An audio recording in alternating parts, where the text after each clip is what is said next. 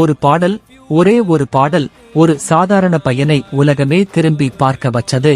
அவர்தான் music director Anirudh Ravichander. சென்னையில் பிறந்த அனிருத் சின்ன வயசிலிருந்து இசையை ரொம்ப விரும்பினார். கீபோர்ட் வாசிக்க கற்றுக்கிட்டு பெரிய இசையமைப்பாளராக ஆகணும் என்று கனவு கண்டார். அந்த கனவு 2012 நிஜமானது.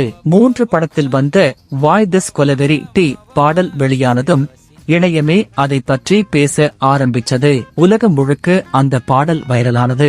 அதுக்கு பிறகு மாஸ்டர், ஜெயிலர் மாதிரி பெரிய ஹிட் படங்களுக்கு இசையமைத்து இன்றைக்கு இந்தியாவின் டாப் மியூசிக் டைரக்டர்ல ஒருவராக இருக்கிறார். அனிருத் இசை வந்தாலே தியேட்டர் அதிரும், ரசிகர்கள் கொண்டாடுவாங்க.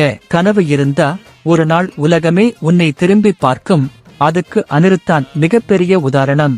இந்த மாதிரி இன்னும் பல இன்ஸ்பைரிங் ஸ்டோரிஸ்க்காக சப்ஸ்கிரைப் பண்ணுங்க.